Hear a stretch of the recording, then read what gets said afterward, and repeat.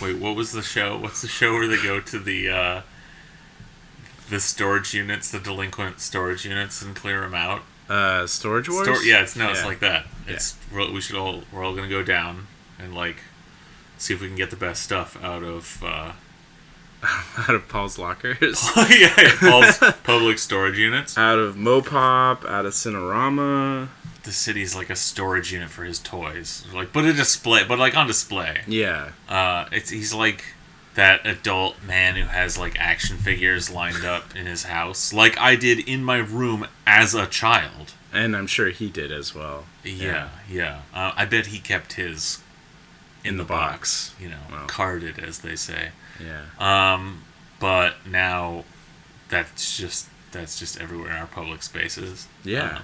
It's more like an estate sale. Well, that's what I'm looking forward to. I'm looking forward to the estate sale. Like to go down to Mopop, check everything out, maybe, handle those guitars, whatever.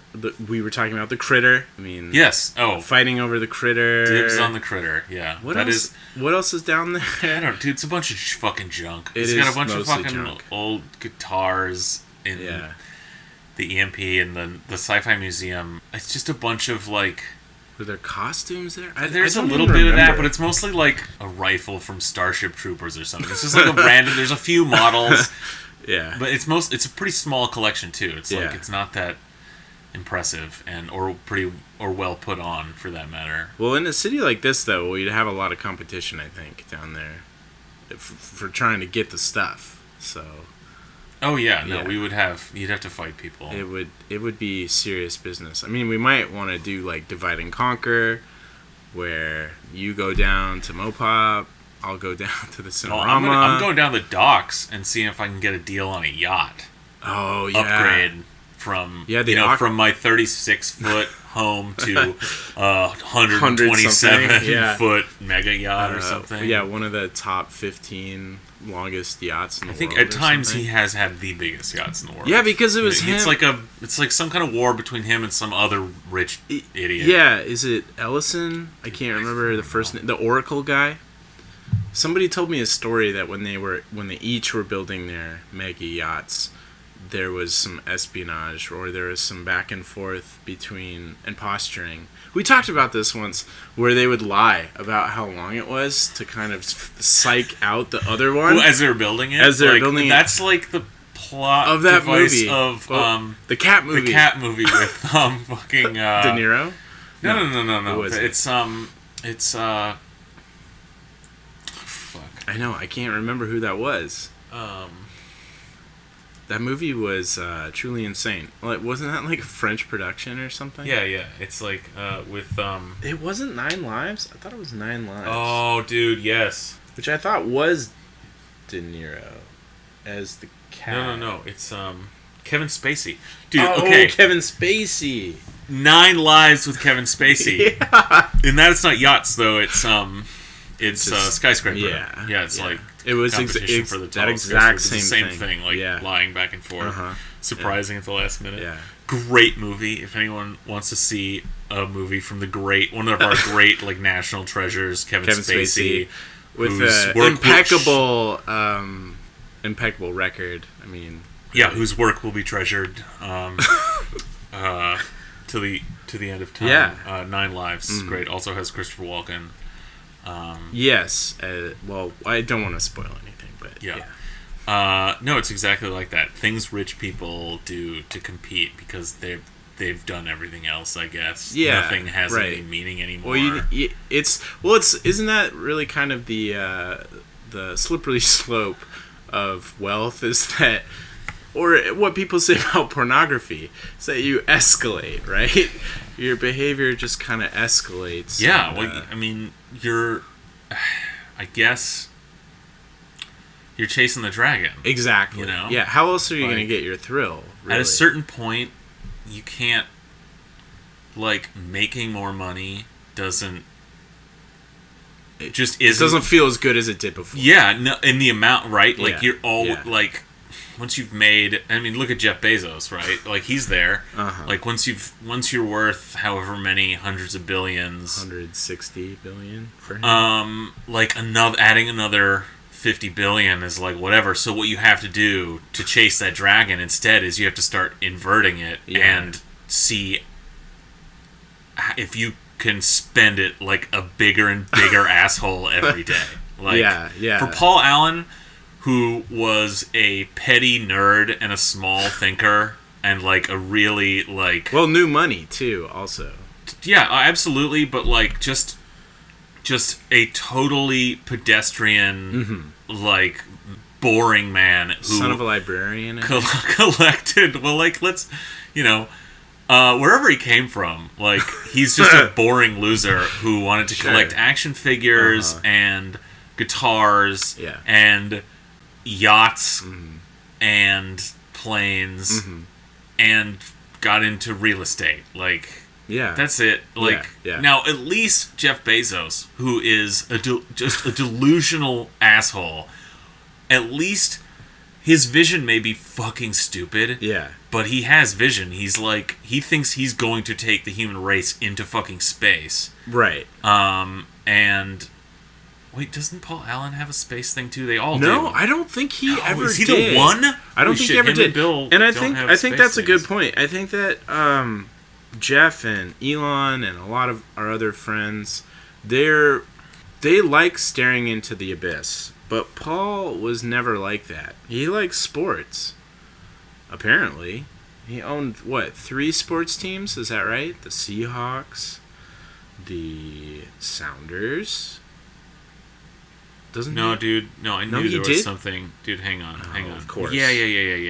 Stratolaunch Systems. So again, it's like an air launch system, like Branson's one's like that, right? Okay. Like where a plane takes it up. Oh, right. And then, it split, it goes far, to get into low orbit as again, same thing, like, and this was like a project, really. This wasn't like a full company, so like I guess it was actually built by the aerospace company Scaled Composites. This was just like a project he funded to build one craft. So again, small thinker. Yeah. Not like a truly visionary, rapacious capitalist psychopath like our hero, like Jeff. Jeffrey. Just a sad sort of pathetic loser who just fucking got into the junk.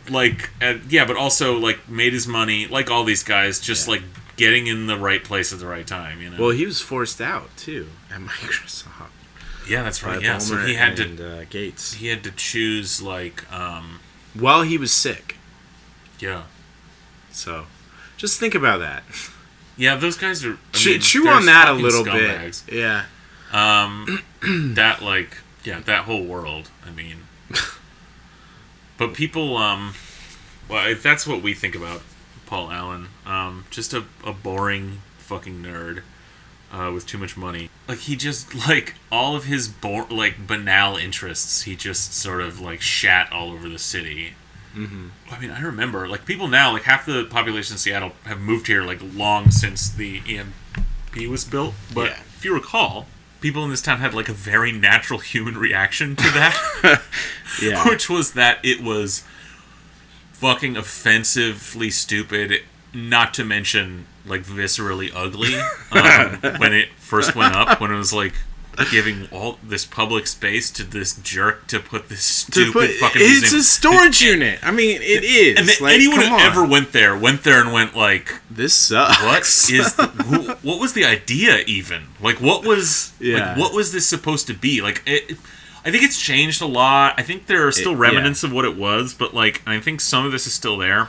But it was like it was the Experience Music Project. It's now called the Mopop, but and Museum it was of pop culture. So the idea was like it was this interactive. First of all, it's like a museum to like boomer rock nostalgia. Okay. Yes. Already, you're like, even though I dig those jams, like, okay, but I recognize that like the rest of the global culture doesn't give a shit and shouldn't really, but it's worse than that because it's a collection of these fucking Jimi Hendrix guitars or some shit, and I'm sure like Pete Townsend and Eric Clapton and like some Rolling Stone stuff. I'm sure. But they had this whole very like peak tech boom interactive element, you know? Right. Yeah, it was like a Guitar Center at first. That was its big thing, was that you could go in and play a bunch of instruments. Yeah, and there's even like you could like go up on a stage and like put a band of other people who paid $25 admission, and also didn't know how to like play shuffled instruments. onto a stage and pretend to play like a really lame concert. Again, just a bad idea, just a thing that didn't and does not need to exist. Which is why it's changed so much, I think, because it was always still there's a venue too, right? A concert the venue? Sky Church, I think, is what it's called. Do people still do shows there? I don't know. I got the sense like it was a venue that nobody really liked, that kind of sucked, it because did- no one ever it- played there. it Did did you suck. see shows there? I went to one when I was a kid. Well, when we were in high school, I went to some fucking house DJ, which was dumb. I regretted it, but it did suck. It was like seeing a show in a cafeteria. Oh, fuck. It really, really, really sucked. Well, that's the thing about that whole thing it was so inorganic and well, forced and horrible. Like, no, of course, like everything about it, just an absolute tragedy. And despite its specifically professed organic form, the facade of the MP of life, like this, and I think this dominated like the backlash for years. Was like all the unwashed hoi polloi, reacting to the brilliant avant-garde architecture of Frank Gehry. It's fucking. It looks like shit. Frank Gehry is a fucking fraud.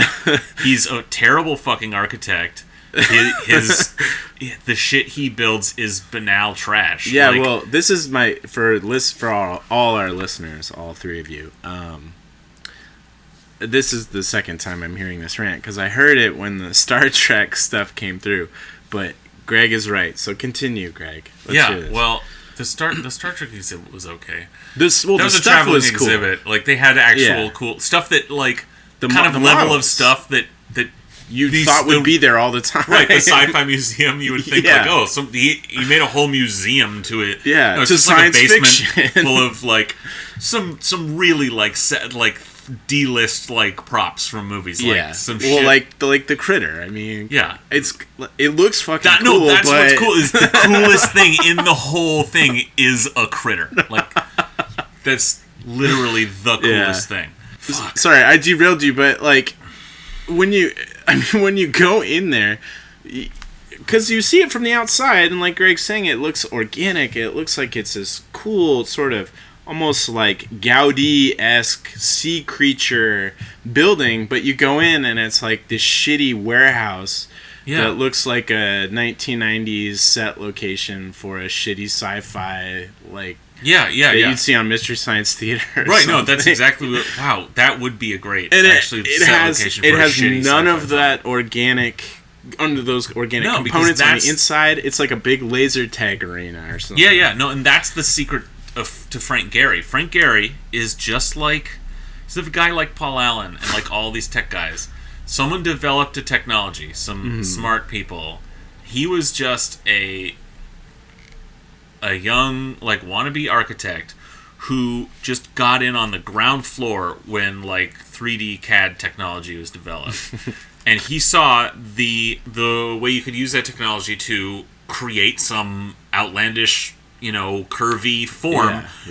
But because you have the assistance of this computer, you can do it and print blueprints that, and then you go like skin it with this, and then you tell some better architect or construction firm to build a square like building underneath it that's a real building that's square shaped, like all normal buildings pretty much, right? Just build it just like a regular building, and then just put this ugly skin on top of it. So if you walk in like in the EMP, like you walk in the doors through this curving like compound curved facade, and you walk in and there's a little like anteroom between that facade and where the actual building starts that was designed by a real architect who knows how to like construct a building, right. and then that's just it's just holding up that facade. Totally, that's it. Like it's not like no, there's nothing impressive about it. No. It's mostly empty space that makes you feel very sad. Yeah, dog shit. Yeah. And God, it's fucking ugly. It is. It's extremely ugly. Yeah, it's very ugly. And it's supposed to ostensibly actually, look like a heart, right? Isn't it somehow related to Jimi Hendrix? Dude, I have no fucking idea. I just vaguely remember that from when it came out. It's probably among the worst of his buildings, because like some of them, like, okay, if you just take it at the level of like it's a sculpture, it's an interesting organic sculpture that like that's one way. Okay, he's a guy who does these interesting organic sculptures, like metal skin sculptures over a square building. Again, so not that impressive in terms of architecture, but a neat, huge sculpture. Yeah. Some of them kind of work on that level. The MP is absolute dog shit. Yeah, it's trash. And it's extremely expensive to go. It might be one of the most expensive attractions, in quotes, in Seattle. It's not one of those things that's going to like be appreciated 50 years. No one will ever think it looks good. It's a piece of shit. It's not like right next door some very outlandish, hyper-modern architecture, the futurist, the Space Needle that makes no logical sense and is totally insane and is beautiful. It's it's a work of art. Will always be beautiful. Yeah. But like Frank Gehry's a fucking fraud. Paul Allen is a loser with no taste who just shat his fucking own personal little like obsessions over the city. Just something with nothing else, someone with nothing else to care about but sports and memorabilia, culture, yeah. You know? Well, like any nerd, they ultimately want you to like their stuff. So right, yeah. That's probably really the genesis of all this, is he's like, I've got all this stuff. I think it rules. No one can see it. Yeah, no, of course. He's a guy who just won't shut up about, like... about X. Red Dwarf or something. Critters. He's, like, keeps quoting it to you. Yeah, and, like, and you're like, Paul, wants no, to make I you get understand it. it. Yeah. And yeah, God, what a fucking loser. Yeah, and, shit. Yeah. Okay, but So, other people had other things to say about this, yeah, right? well, and since we're taking a little break, hi, it's Seattle Sucks podcast. Oh, yeah. Hey. It's been a while. It's been like a month, I think, because, I don't know, shit happens. But we've got, Greg's back. I'm back, baby. You've heard, you've got your little taste of Greg. I've been busy. He's been a busy little boy. And so this week it's just Greg, and it's me, Colin. But we're working on, hopefully, getting a very special guest lined up. So look forward to that in the future, hopefully sooner than a month. Next week. Yeah. An entire 3, possibly 4 people are on the mic. That'd be great. That'd be great. That would be really fantastic. But, yeah, so with that said, welcome to the show. Yeah. Thanks, everybody, for listening. Of course, everyone had shit to say about Paul Allen. Kshama Sawant, of course, had a response to his death, posted something. A little Facebook mini obit post. And this is what Stephanie Klein at My Northwest had to say about it. I'm going to read that before I read the actual post. It says, "It's not uncommon for Sawant. She went after both Senator John McCain and former First Lady Barbara Bush mere hours after they had passed away." Literally 2 of the, worst people in the history of American public life. Yeah. Real fucking scumbags. Well, plus, fucking John McCain had been dying for like a year. Yeah, also, this, you can't attack the dead thing doesn't make any sense to me. But, well, yeah, so sorry to interrupt you quickly. The whole intention of this is really just to make everyone pause, because the impulse that the media has and everybody has when these people pass away is to immediately lionize them. Oh my God, yeah. And so she's just, I think her intention is going, wait a minute, let's maybe think about this a little more critically. Yeah, for sure. Right, and we'll get to that, the actual quote, which is so fucking, low-key. Okay. Allen, this is still Stephanie Klein in My Northwest. Allen, co-founder of Microsoft and owner of the Seattle Seahawks, among other things, is probably best known for his philanthropy. he publicly pledged to give away most of his fortune. She doesn't actually mention how that went. I bet you he signed on to the Buffett thing. I don't know. Forbes quote of the day on Tuesday. Forbes. This is Forbes. This is she read the first obit she read was in Forbes. That tells you something. From Alan, she's quoting here, quoting Forbes, quoting Alan. Our net worth is ultimately defined not by dollars, but rather by how well we serve others. According to Forbes, Alan donated 50 blah blah blah blah blah blah blah. Anyway, she's pissed at Sawant. What it actually this is Sawant's Facebook post. Paul Allen was known as a philanthropist. He spent $250 million on the biggest yacht in the world in 2003. He also owned two more yachts and a fleet of private jets, several sports teams. He paid to put the Quest Field on the ballot so that working people picked up most of the $425 million tab, 70%, I want to say. Yeah, if I'm remembering correctly. I think that's right. Yeah. He spent $500,000 to defeat the I-1098 Tax the Rich statewide initiative in 2010. Just listing some facts about Paul Allen and his chosen expenditures. Right. That's it. Uh-huh. But also on My Northwest, Jason rants. Not to be outdone. Like, oh wait, were we gonna do this? Oh yeah. Well, he's just like tripping over himself to try to get burns in, but yeah. So this making a sport of attacking memories of people before their bodies are even cold. Like while they're still warm. Yeah, is another way to say that. Like when they're alive and... Yeah, like... Sawant went after Paul Allen less than 24 hours after his death. It's not hard to figure out why she classlessly attacks the dead. So he goes on to say it's about self-promotion, but... And I know there are a lot of people that don't like Kshama Sawant, but it has always felt to me, and especially in this case and in the case of John McCain, it's about trying to take the narrative back a little bit. Yeah, seriously. Like, again, that's a pretty... She just, like, said some facts. Yeah, those like, are... Literally, just stated some expenditures on his, like, bank statement. Which That's you can probably find on Wikipedia as well. Presented in the exact same way. She even said, he was known as a philanthropist. She didn't then dig in and go, but that's bullshit. She just, like, listed some facts for you to figure out for yourself. Yeah. It's really funny that how Sawant craves attention. She's a provocateur, much like Milo Yiannopoulos, though without a shred of charm. Which says a lot, right? Like, oh, shit! How charming he feels Milo is. Anyway, there's no sense in reading the rest of this. It's just wait.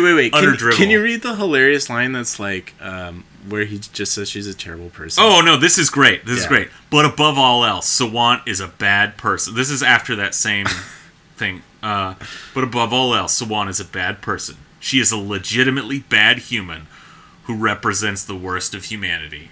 It's like that's it. I mean, the whole thing is just it's a bunch of just unsupported... yeah, right. This is how I feel. Drivel. Like, it's really funny, though. I really love this. I thought facts didn't care about feelings, though. Yeah, no kidding. It's really weird.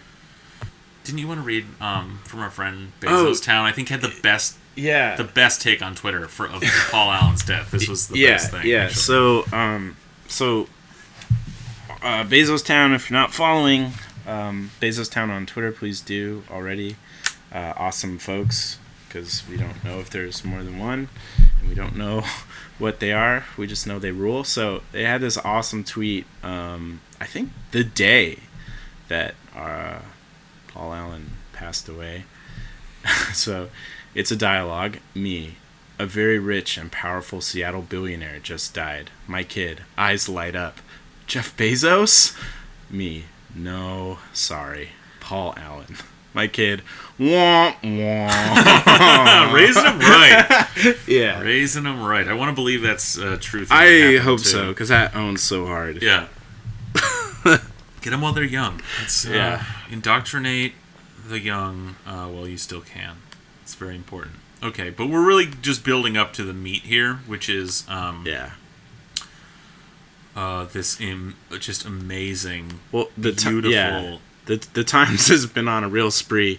We're not going to dive into it, but they've endorsed Dino Rossi again. They're back on their bullshit. Yeah. So. As always. I mean, this is always a treat. But I think the shit they had to say about Paul Allen, it's just really beautiful. It's pretty good. Do you want me to read it? Do you want to? I can read it. All right. I think I've got it open here. This is an editorial in the Seattle Times, which was released, I believe, simultaneously with the Dino Rossi endorsement. And it's titled Paul Allen's Lasting Contributions. Paul Allen, co-founder of Microsoft philanthropist, owner of professional sports teams, and founder of multiple research institutes in New York, January 31st, 2014. It shows a picture of Paul with his arms crossed, ready to do some business. Although Seattle didn't always support Paul Allen's vision, it came to embrace the idiosyncratic billionaire, share his passions, and partner with him on real estate, sports, and cultural ventures. Right, so it can't. Yeah, they have to lead with it didn't always support his visions. But the text, what you should read here out of this, came to embrace, is just collapsed under the weight of his billions of dollars. Yeah. Had no way to stand up to whatever he wanted to do. Partnered on real estate, meaning he bought up a bunch of real estate and developed it with an enormous amount of money that no one could say no to. Again, paid to put things on the ballot, like the Quest Field shit, Yeah, and most recently, giving money to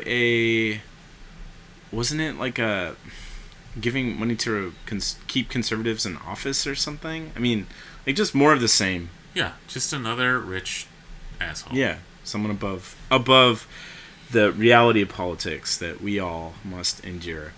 Seattle and the state of Washington have no shortage of monuments to Paul Allen and his extraordinary, eclectic mix of business, scientific, and artistic interests. Monuments he himself built to himself and his interests. Yeah. Monuments to his interests that he paid for and is making you look at every day. Yeah, that you had no choice to participate in or not participate in.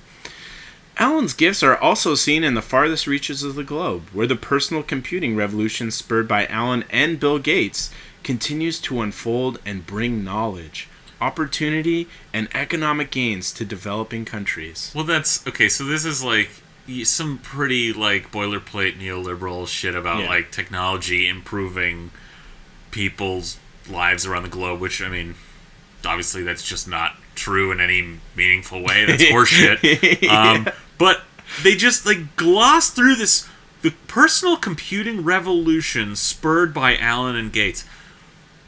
If you just didn't know, you'd think they fucking invented something. Yeah, right. Right? Yeah. I think they mentioned this later, but Gates put out a statement, and he actually kind of describes it a little more realistically. Which is... Well, and it's worth...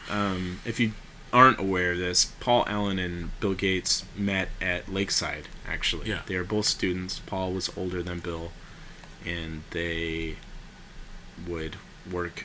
They leased time on a computer mainframe, I think at the U, maybe, together. Yeah. In their spare time. That's how they met. So Gates says here, in fact, Microsoft would never have happened without Paul. In December 1974, he and I were both living in the Boston area. He was working, I was going to college. One day he came and got me, insisting that I rush over to a nearby newsstand with me. To a newsstand. This is them inventing Microsoft by going to a newsstand. Yeah. Okay? When we arrived, he showed me the cover of the January issue of Popular Mechanics. This is them inventing personal computers, all right? It featured a new computer called the Altair 8800, Oh, which the ran on a Altair. powerful new chip which someone invented and developed this computer with. Paul looked to me and said, "This is happening without us." That moment marked the end of my college career and the beginning of our new company, Microsoft.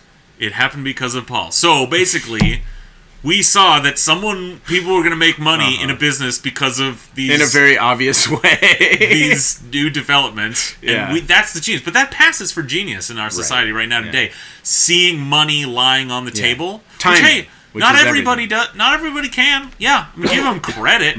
Yeah, that they saw there was money on the table there. Okay, but it doesn't impress me that much. No. Okay? No. Lots of people saw that. They had the timing to get in and start... And what they wrote for that, the operating system they wrote for that, if you know the history, like they did in like a weekend. Well, I think they actually purchased also a very core piece of software. They purchased BASIC maybe from some guy who didn't know what it was worth. Yeah, and that became the genesis with Daddy's money, right? Yeah, right. They purchased shit, then they wrote it. That's the basic language used to the ground foundation of the shitty operating system they wrote that would make the Altair 8800 beep and boop and whatever. and then the next 30 years is them stealing shit from other people and just being ruthless in the business of this shit and creating a monopoly that actually stifled innovation in a lot of completely ways. Fuck these people, dude. They are just some already rich kids who had the right timing. Yes. I'm not impressed. Yeah. No, if you were born when they were born and you were a geek, you could have made a lot of money. I mean, yeah. And look, hey, they had drive. Okay? They did have drive. Yeah. I mean, it's not. These aren't. Yeah, you can't completely take this away from them. But it's like. You know, I mean, it's like being a guy with land and a horse and a sword in the 8th century in Europe and picking Charlemagne, you know, and that right, you're okay, I'm getting on this. No, I'm with this guy, and and then you became a duke or a king somewhere in the aftermath of that, and your progeny were, dukes and kings for hundreds of years with your massive wealth passed down. Well, you picked the right side. Exactly. And the thing is, there's such a tendency in our culture to celebrate genius, and genius in quotes, whatever that may mean, and I think because of that, it kind of gets trivialized, or it's so broad as to be meaningless. Well, it's also defined in capitalist terms. Yeah. So the only way we know how to identify that is, these guys managed to make a lot of money. So they're a genius. There's one explanation. These guys that's a good point. Invented something. Or else they wouldn't have this money. Right. I mean... That would mean something was seriously wrong with how the world worked. Yeah, go figure. Yeah, that's weird. Fuck. Alright, so back to the times. Yeah, right? So we get a little flavor. Raised in Wedgwood, the son of a University of Washington librarian, Allen started his first software company with Gates when they were high school students at Lakeside. Allen went on to Washington State University and work in Boston as Gates was attending Harvard. That's where they decided to start Microsoft. And so here's the little bit that... Just to strip this down, though. Yeah. They decided to start Microsoft, you know? It's like... Yeah, that's not a decision most normal people will ever have. They were both... they met at a very exclusive private school. Yeah, the most exclusive, I believe, in Seattle, at least at the time. Maybe not true today. But. Because they both came from very wealthy families who had. And well, I think Paul actually was a. I guess it said he was a scholarship case. Yeah, but okay, Gates all right. certainly. Yeah. Okay, so I knew that. Okay, that makes sense. They say here, All right, so give Paul Allen a little more credit for sure. Yeah. So this is where we get a little taste of what Greg went over. So Paul foresaw that computers would change the world, Gates recalled in a memorial statement on Monday. Even in high school, before any of us knew what a personal computer was, he was predicting that computer chips would get super powerful and would eventually give rise to a whole new industry. He was predicting. Yeah, right. But like everyone, probably every hobbyist was predicting. Well, yeah, but also people had been writing that in scientific journals and whenever they couldn't publish for decades. At that point. So, he knew, he was aware of this, that everyone knew this was coming. Yeah, even I'm sure the people that made the CPUs understood that. Yeah, but of mean, this is what they've been saying. It's the logical conclusion of the technology. It's really honestly very obvious. Well, but the people who developed this stuff had said this for decades. Yeah, right. That insight of his was the cornerstone of everything we did together.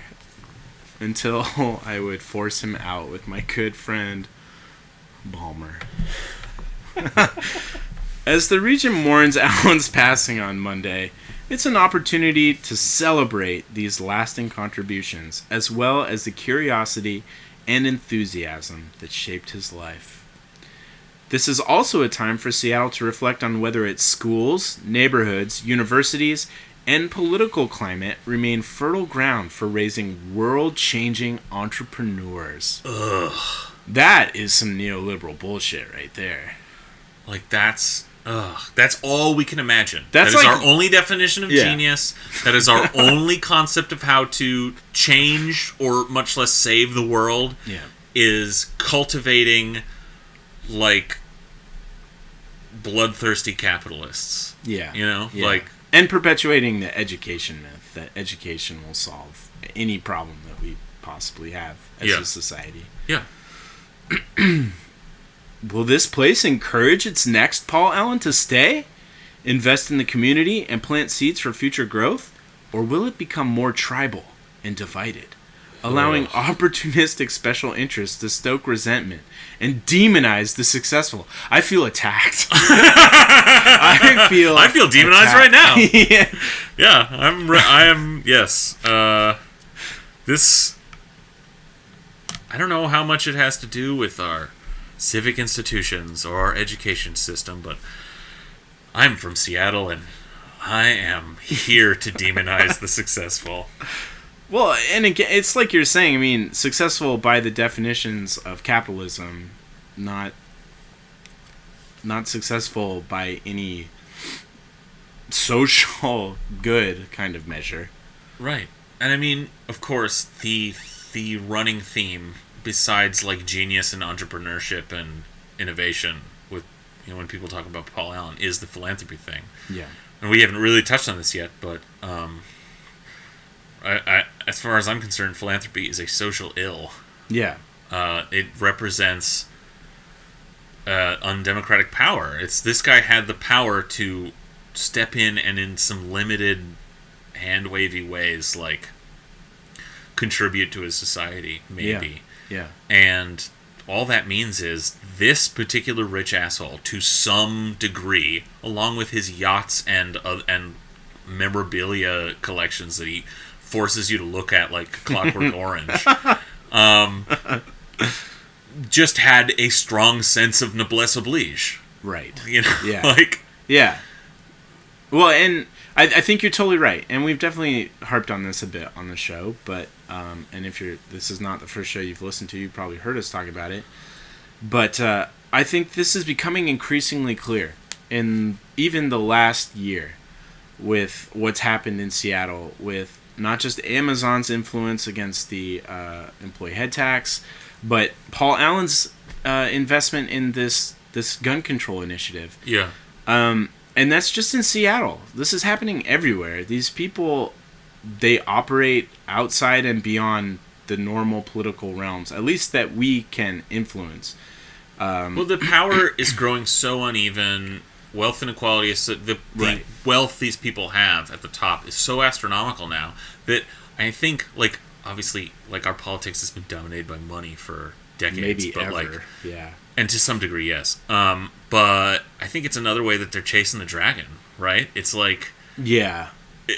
it's naked. It's just becoming really naked now because, like, what they're like. Well, I mean, well, they're not. They never face any consequences. right. So each step of like, yeah, of inserting of using that power, like, look, Amazon, to a large degree, stayed out of political stuff publicly for a long time, and even the head text thing, they only like sort of dipped their toe in the PR side of it, but they were clearly heavily influential behind the scenes and in a massive implicit way. Mm-hmm.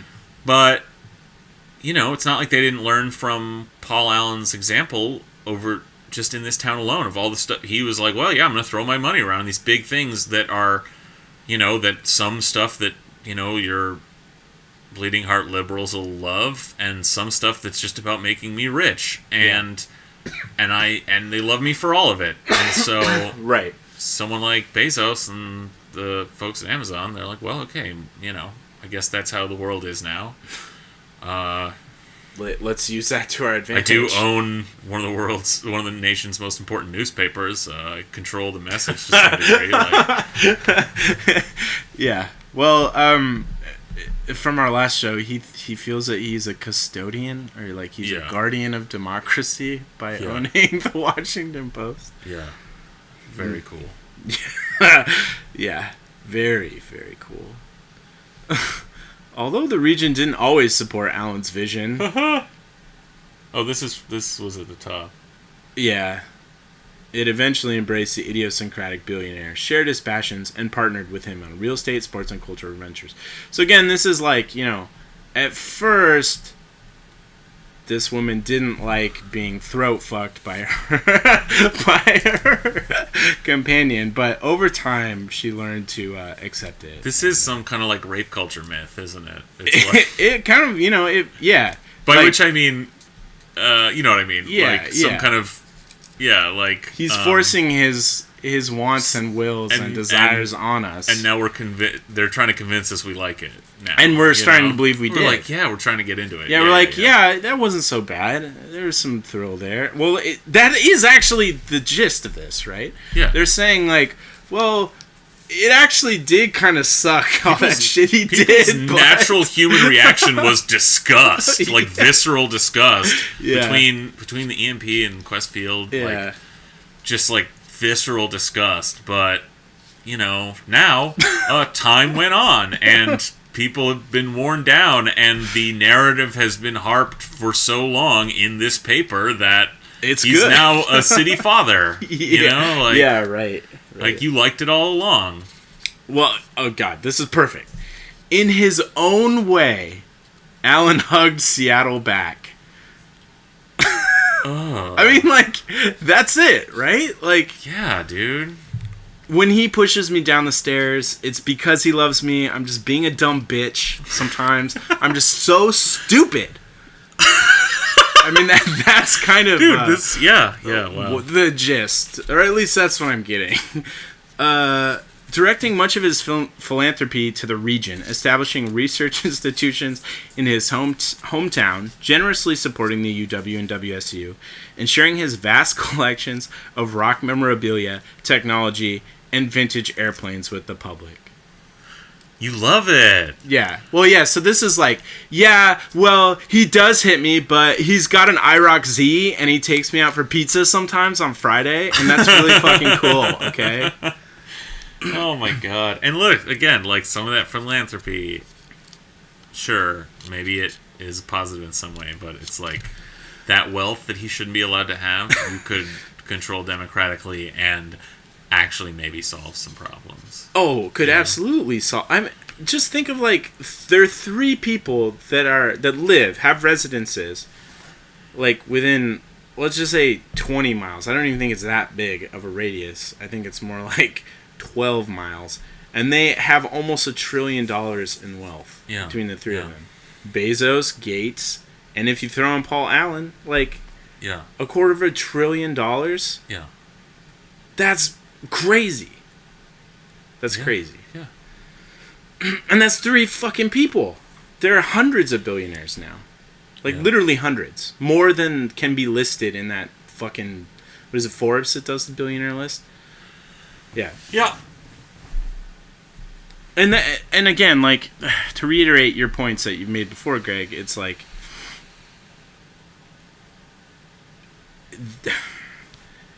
all this money enables them to do whatever they want to do and to pretend like they're contributing in some positive way.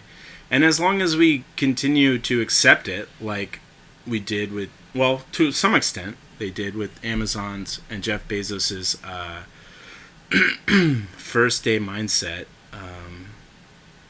initiative, you know, with education and helping homeless families, then we'll never get any positive thing to come from representative democracy, because we're just going to expect it to happen organically from these people. Right, you have to get lucky with, like...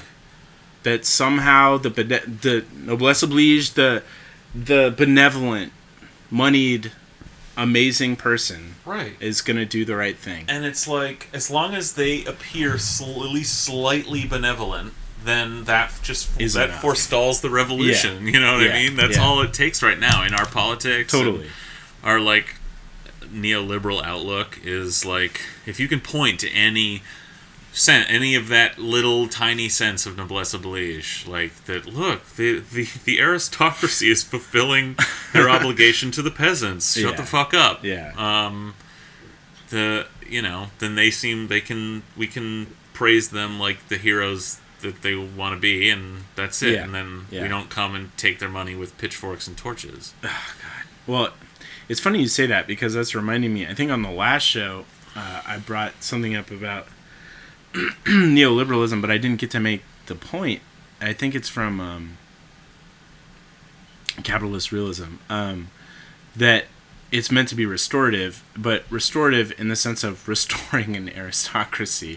Restoring power to the moneyed class. That's what neoliberalism is. That's what it's doing. That's what we're watching it do. Yeah. And that is very obvious, really. I mean, I think everyone now, like, is starting gets that to a degree. Like, I mean, it's the numbers are so clear over this century of the incredible growth in wealth inequality. Yeah, is like, it's very clear. But we still find these fairy tales that allow us to justify that or be thankful for it or something. Like the way we lionize Jeff Bezos. And, like, like. People in this town still, like, basically turn all government over to Jeff and he'll solve it. You know, that's that very, like, Silicon Valley. Oh God, totally mindset. Yeah. Fuck. Well, there is no history, Greg. There's only tomorrow. No kidding. Oh my Christ. Those people are fucking warped, man. Yeah. If you haven't, we're talking about the Lewandowski. Is that his name? The piece in the New Yorker about the guy who basically grifted Google and then stole all the technology that he helped build for self-driving cars and took it to Uber. This guy. And his attitude is just so, and you know what that keeps getting reiterated is that attitude is, like, basically what built Silicon Valley and, like, how it operates now. And it's like, this guy, the treacherous his attitude was like, history is not important. All that matters is the future. And this is these people, these tech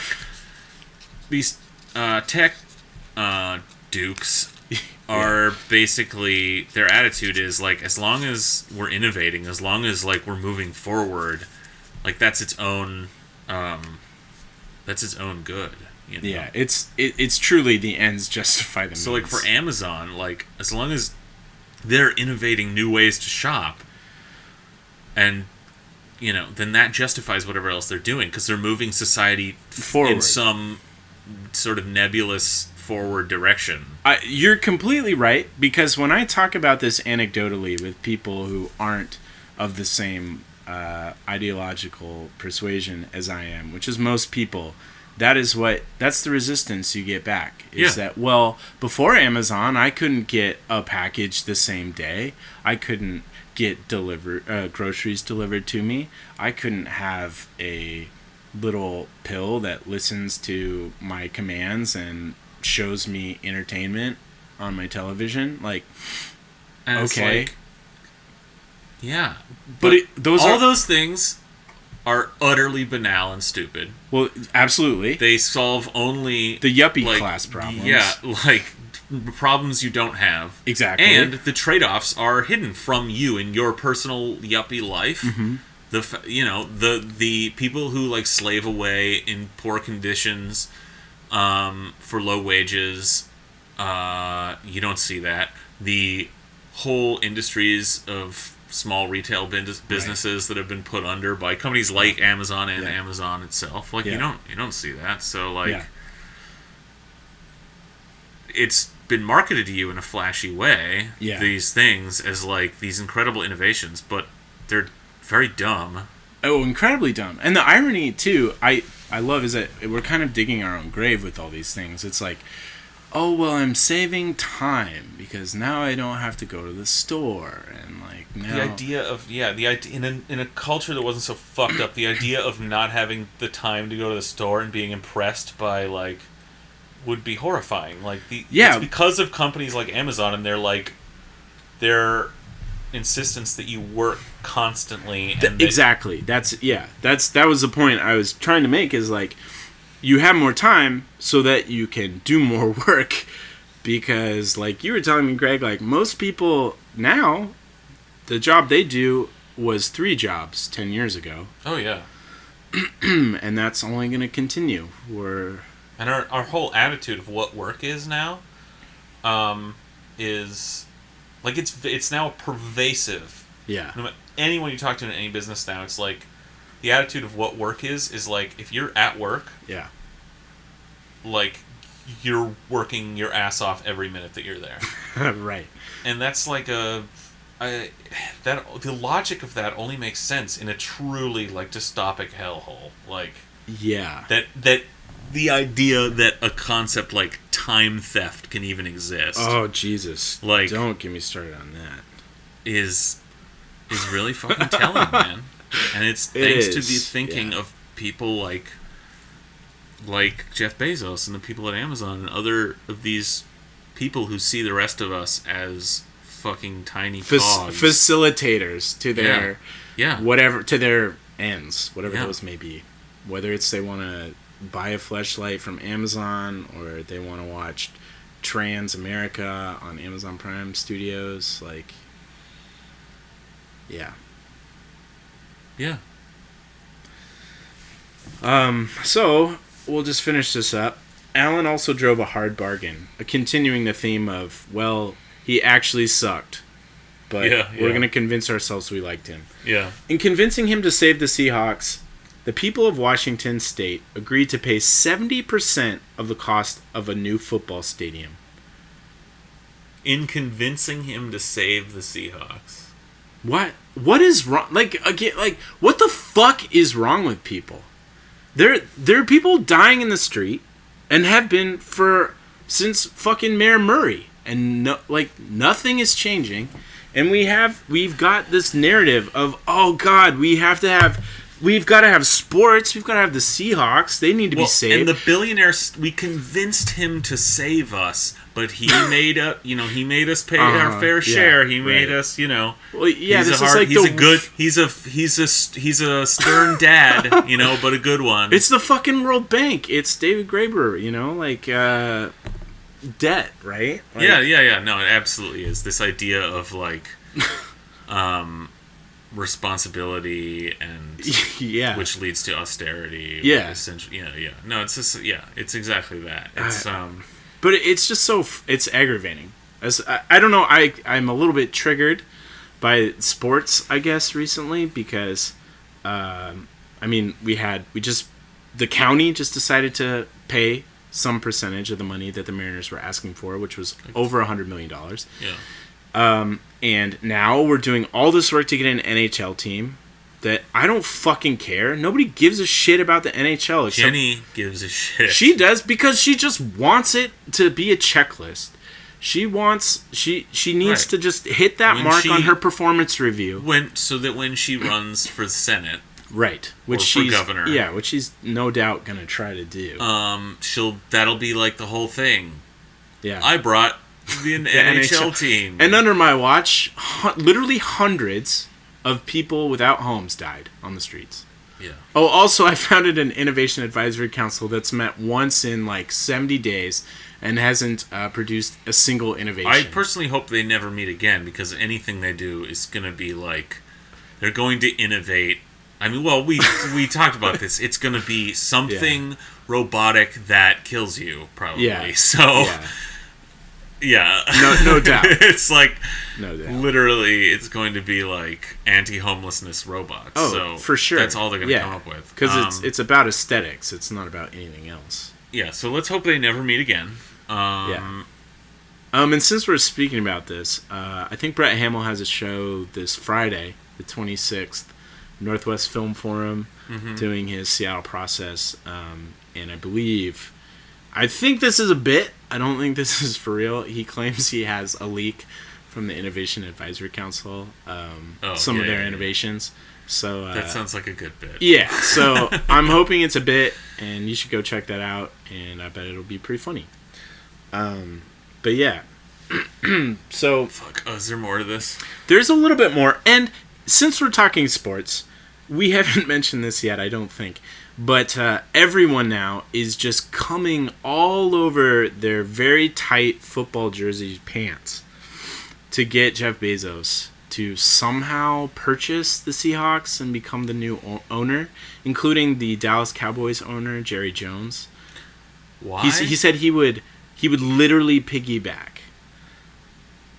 Like, give Jeff Bezos a piggyback ride to become an owner.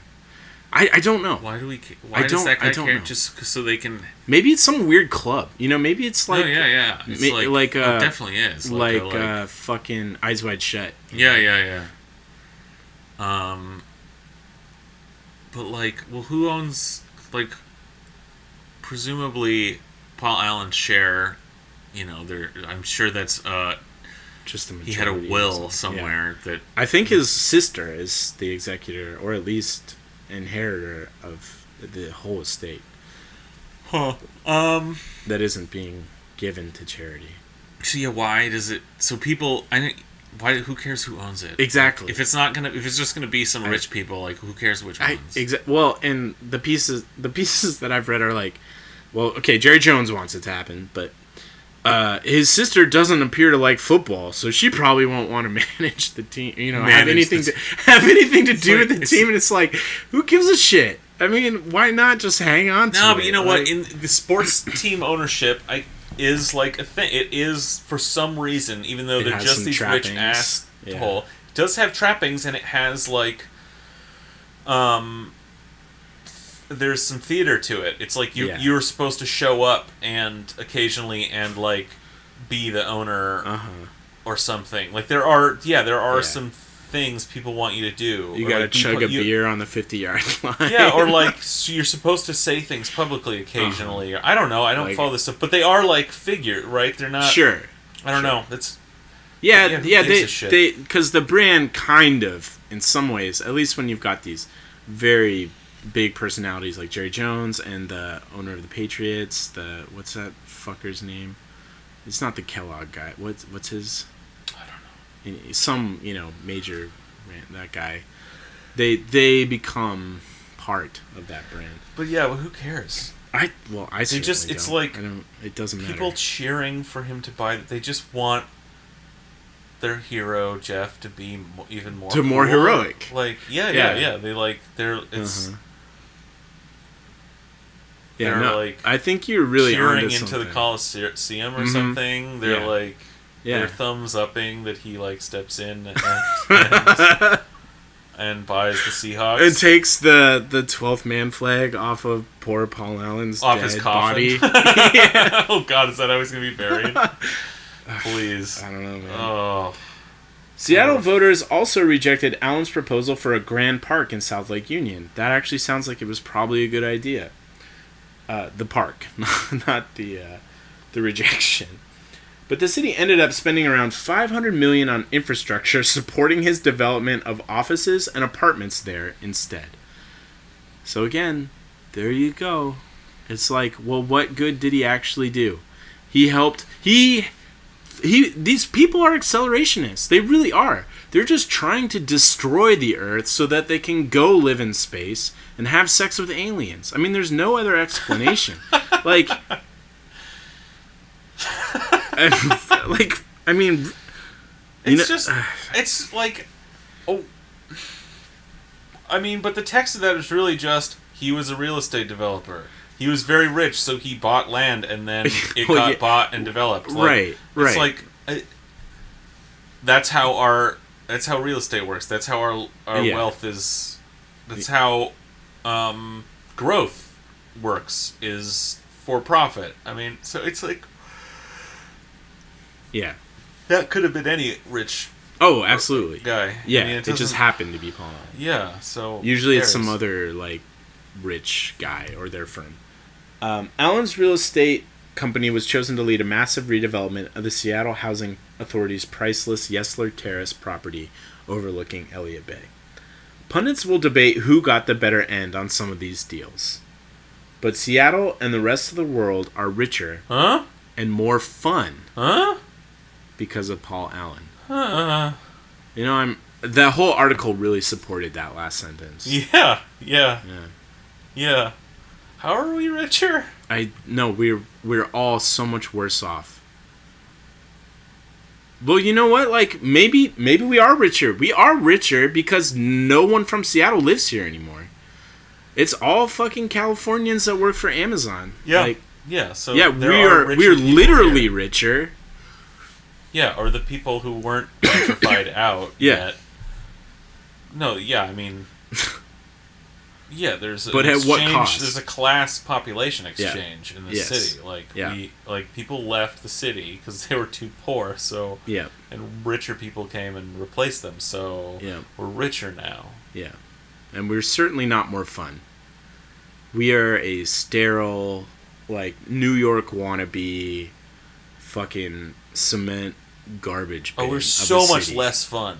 Oh, Holy Christ, this city. It sucks. So much less fun. It truly I've been resistant to this whole idea of, since getting back from LA, and like, I'm finally it is. It's just like they have killed a lot of neighborhoods. This is an old song, like a lot of people are singing, but it really is true. Like, it's a lot less fun, this town. God damn.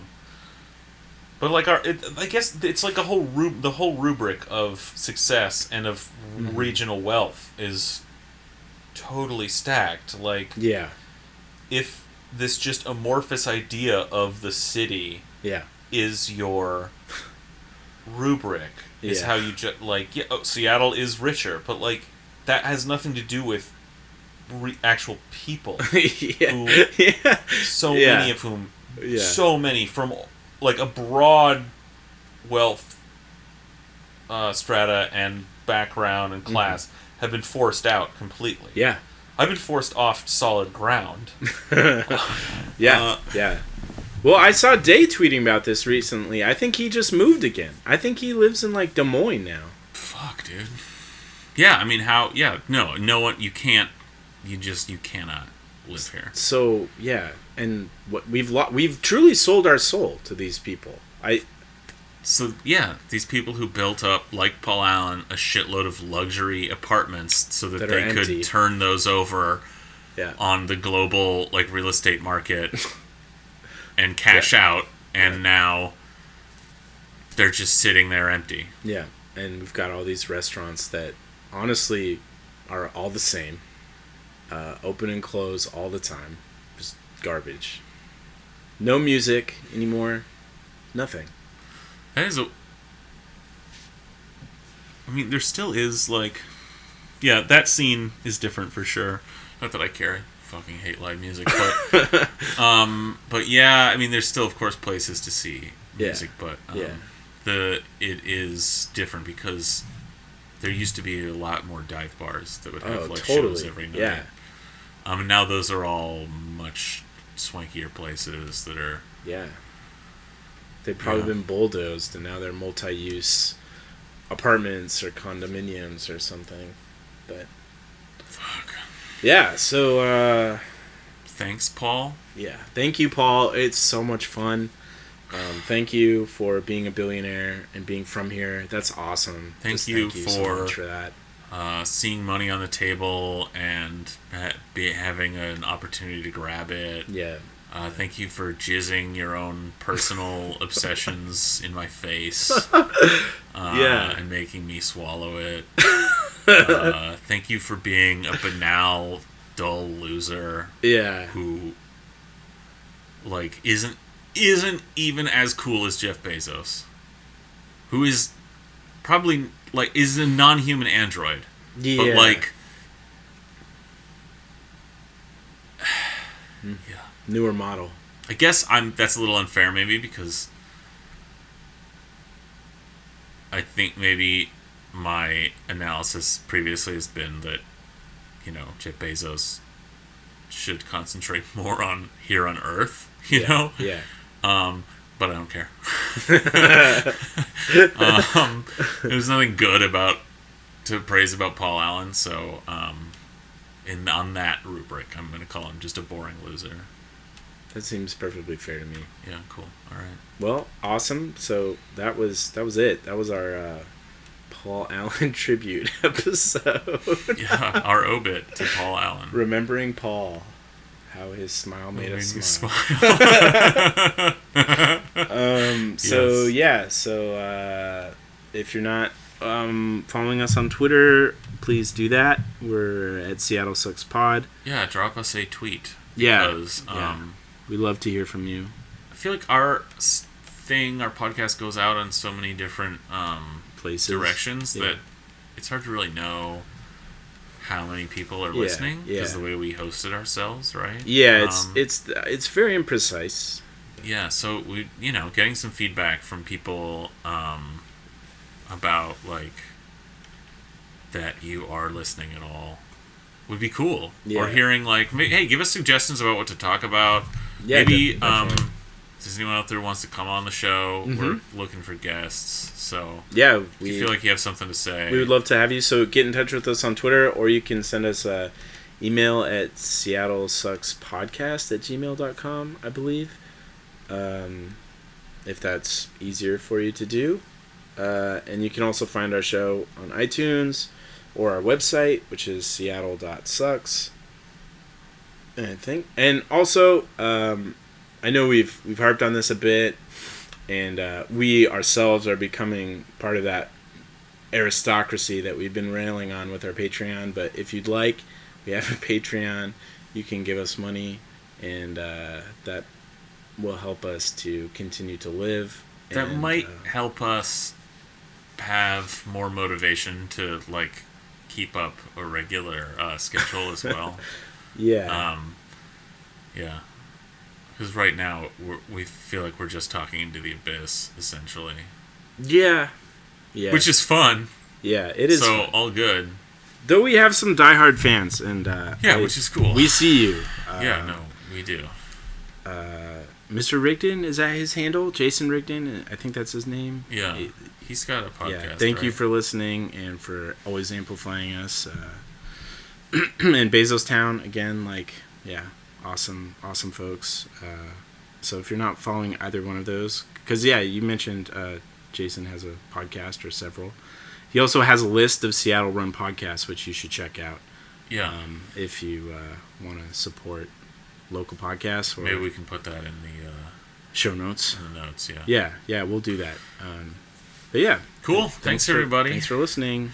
Remembering Paul, how his smile made me smile.